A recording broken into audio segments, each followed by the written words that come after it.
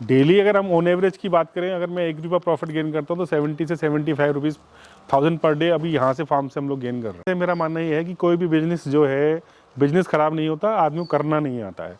तो मैं तो इसी मेथड में आज भी बोलता हूँ कि पोल्ट्री फार्म कोई फेल नहीं होता अगर आप उसको प्रॉपर वे में काम करेंगे, जो उसकी रिक्वायरमेंट है वो फुलफिल करेंगे, कभी वो फेल नहीं हो सकता।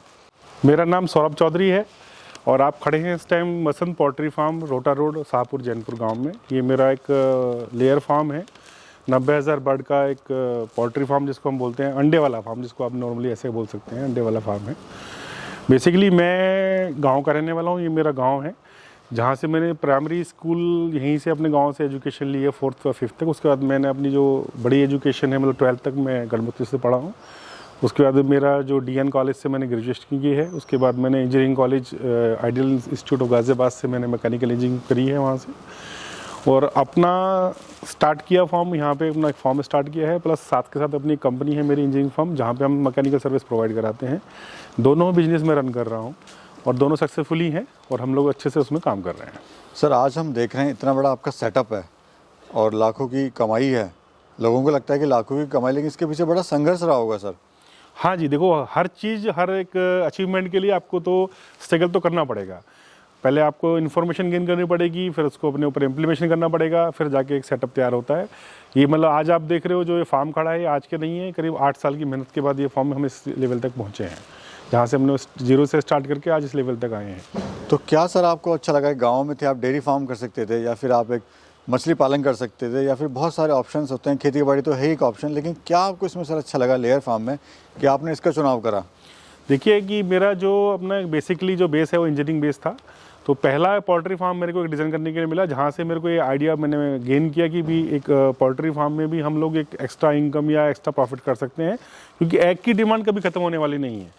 दूध के लिए आपको जो सेटअप है, बड़ा सेटअप चाहिए या बड़ा चारा चाहिए, अब वो भी है। लेकिन पोल्ट्री में जो मैंने देखा कि एक अच्छा खासा आदमी, अगर जो किसान लेवल का भी इंसान है, जो ज़्यादा हायर एजुकेशन भी उसने ली है, वो भी यहाँ से स्टार्ट करके अपना अच्छा खासा प्रॉफिट कर सकता है। क्योंकि आपको पता है अंडे की जो रिक्वायरमेंट है डेली बढ़ती जा रही है, घट नहीं रही है।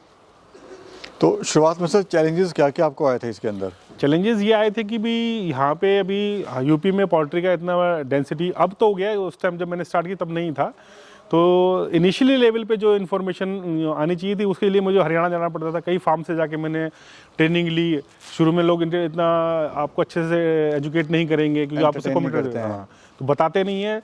तो इस शुरुआती दौर पे आपको ये सारी प्रॉब्लम आएंगी, लेकिन अब वो दौर नहीं है, क्योंकि मैं सबको वैसे ही ट्रेन करता हूँ जैसे मैंने सोचा कि सबको प्रॉब्लम है, तो मुझे मेरे पास कोई भी आता है, मैं ब्रीफ अच्छे से उसको करता हूँ, अच्छे से पोल्ट्री वगैरह समझा देता हूँ। शुरुआत में सर इन्वेस्टमेंट कितना आपको आया था? इन्वेस्टमेंट ये स्टार्टिंग में जब हमने स्टार्ट किया था, 30,000 लेयर बर्ड का फार्म है ये, तो उसके लिए 2 करोड़ रुपए का इन्वेस्टमेंट था, जिसमें से कुछ बैंक ने फाइनेंस किया 70%, बाकी हम लोगों ने अपना पैसा खर्च किया। और शुरुआत में कितने बर्ड थे और अभी कितने बर्ड हैं सर? शुरुआत हमने की थी 30,000 बर्ड से, और आज फार्म में 90,000 बर्ड का ये फार्म है। तो स्टार्टिंग हमने 30,000 से की थी। और टोटल अभी प्रोडक्शन कितना आ रहा है सर अंडे का? टोटल प्रोडक्शन आज में बोले तो करीब 75 से 76,000 पर डे हम एग प्रोड्यूस कर रहे हैं, पर डे के हिसाब से। और डेली की सर कमाई की बात करें तो क्या कमाई हो जाती है डेली? डेली अगर हम ऑन एवरेज की बात करें, अगर मैं 1 रुपया प्रॉफिट गेन करता हूँ तो 70 से 75 रुपीज़ 1000 पर डे अभी यहाँ से फार्म से हम लोग गेन कर रहे हैं। जबकि मैं बात कर रहा हूँ पूरे साल के टर्नओवर की जी। आज का प्रॉफिट तो ज़्यादा है, आज का प्रॉफिट 3 रुपये पर एगर है, लेकिन गर्मी में प्रॉफिट बहुत ले फॉर्म पर आया था। मैं टोटली की बात करूँगा मैं जी, यानी एवरेज की बात करें तो 3 रुपये के आसपास, तो मतलब 1 रुपया पर एग के हिसाब से प्रॉफिट आपको पड़ जाता है पूरा। जितना आपका साल में प्रोडक्शन है उसके हिसाब से आप कैलकुलेशन कर सकते हैं। तो सर कभी ऐसा भी होता है कि जो अंडा ना बिके या ना सेल हो, ऐसा भी कभी होता है? ऐसा कभी नहीं हो सकता कि अंडा ना बिके।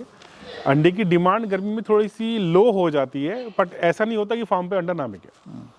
ये जो सर आपका शेड है 15,000 बर्ड का, इसका क्या एरिया है, लंबाई, चौड़ाई, हाइट, और कितना इसको बनाने में खर्चा आता है? ये मोटा मोटी आप मान के चलिए करीब 240 से 245 फीट लंबा शेड है, 47 फीट इसकी चौड़ाई है और 22 फीट इसकी हाइट है।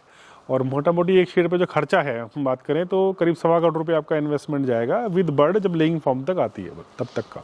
तो ये सर चूजल आते हैं या फिर बड़ा बर्ड लेके आते हैं? ये हम डे होल्ड चिक्स लेके आते हैं, जो हमारे फार्म पे ग्रोइंग का एक शेड हमने बना रखा है, जहाँ पे वो करीब 90 दिन तक बच्चा वहाँ रहता है, उसके बाद फिर लेइंग शेड में शिफ्ट कर दिया जाता है। तो कोई स्पेशल कंपनी है सर जिसका आता है ये चूजा? कंपनी तो मार्केट में आज की डेट में बहुत सारी है, लेकिन हम लोग केवल वेंकी का चूज़ा सेलेक्ट करते हैं और आज तक हमने वेंकी ही फॉलो किया है।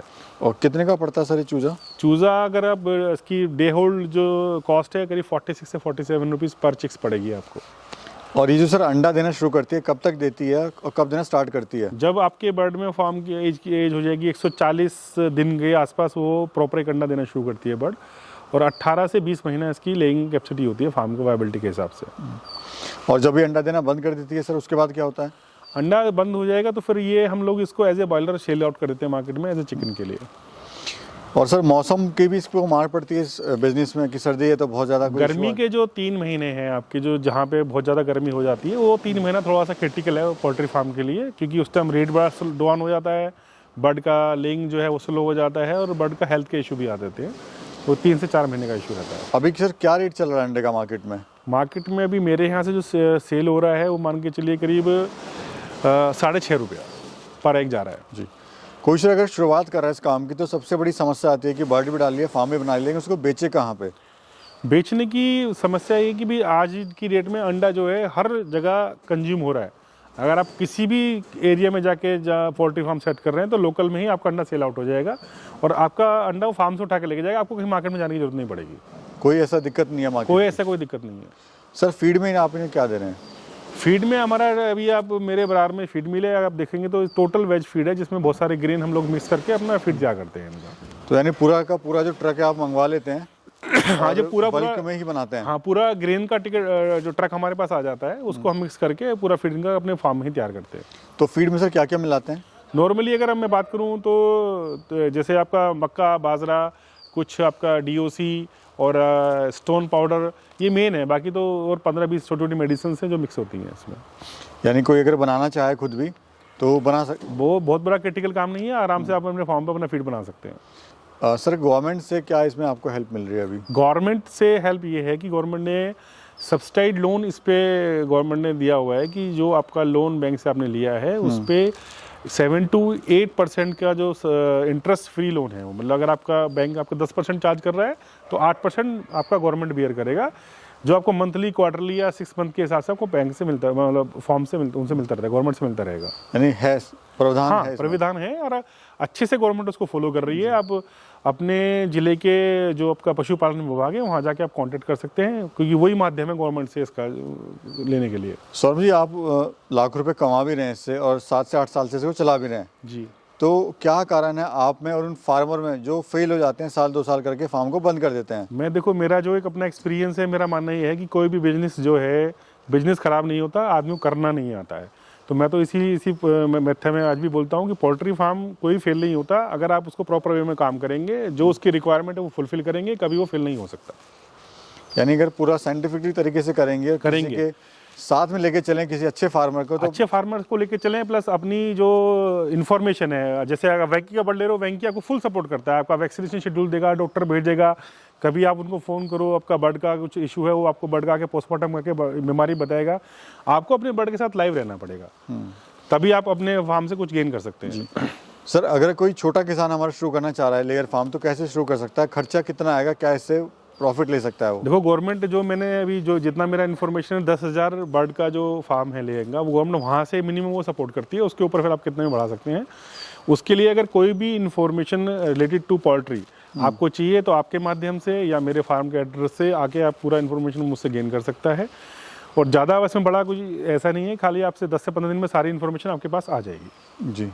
अच्छा सर, एक तो ये जो बर्ड है जब अंडा देना बंद करती है तो आप उसको एज ए कटिंग के तौर पे दे देते हो? दे देते हैं। उसके लिए भी एक पर्टिकुलर कॉन्टैक्ट है आपके पास में, लोगों का फ़ोन आता रहेगा कि कब आपकी बर्ड आप बेचने के लिए एग्री हैं, आप उसे कॉन्टैक्ट करिए, आपकी बर्ड फार्म से उठा के लेके जाएंगे। और जो उसका वेस्टेज निकलता है सर, उसका क्या करते हैं आप? वेस्टेज है कि देखो, हम लोग एग्रीकल्चर से जुड़े हुए हैं और एग्रीकल्चर में बहुत अच्छी खासी डिमांड है, क्योंकि एक तरीके से बहुत अच्छा आप उसको खाद कह सकते हैं, जो जैविक खाद जिसको हम बोलते हैं, वो खाद के माध्यम से यूज़ होता है। अच्छा सर, बीमारी वगैरह के थोड़ा बारे में बताइए, इसके बीमारी वगैरह आती है सर इसमें? देखो, ये बिल्कुल पोल्ट्री जैसे हम लोगों का कभी बुखार आ गया, कभी हम लोग खांसी हो गया, ऐसे पोल्ट्री में भी कुछ चीज़ें आती हैं मौसम के हिसाब से, वायरल आ गया या कुछ वैक्सीनेशन हो गया, इसका लेकिन प्रॉपर एक ट्रीटमेंट है। आप प्रॉपर बर्ड को वैक्सीनेशन देके रखिए, एंटीबायोटिक का एक शेड्यूल है, उस आपको देना पड़ेगा पहले से। सर हमने देखा कोई भी आप बिजनेस करते हैं तो उसमें आपको 100% टाइम देना पड़ता है, तो क्या इसमें भी आपको पूरा दिन देना पड़ेगा या 100% देना पड़ता है? ये आपको डिपेंड करेगा आप अपना सिस्टम कैसे बनाते हैं। अगर आपके पास कोई अपना जो आपका इंचार्ज का हो फार्म का, अगर आपने वो डेवलप कर रखा है, जिसको अच्छी इन्फॉर्मेशन है, अच्छी नॉलेज है, तो आप उसको फार्म पे रख के आप अपने डे को फ्री भी कर सकते हैं, जैसे हम लोगों ने किया हुआ है। बाकी अगर नहीं है आपके पास टाइम है तो आप फुल टाइम दीजिए। फुल टाइम की बात नहीं है, केवल आपको मुर्गी का फीड चेक करना है कि प्रॉपर फीडिंग हो रही है कि नहीं हो रही, प्रॉपर वे में उसका वेट चेक करना है, लेइंग के कोई इशू है तो उनको सोल्व करना है। क्या कहना चाहते हैं आप सर हमारे युवा दर्शक जो देख रहे हैं और मान रहे हैं आपको रोल मॉडल और अपना कुछ काम शुरू करना चाह रहे हैं इस तरह का लेयर मुर्गी फार्म का?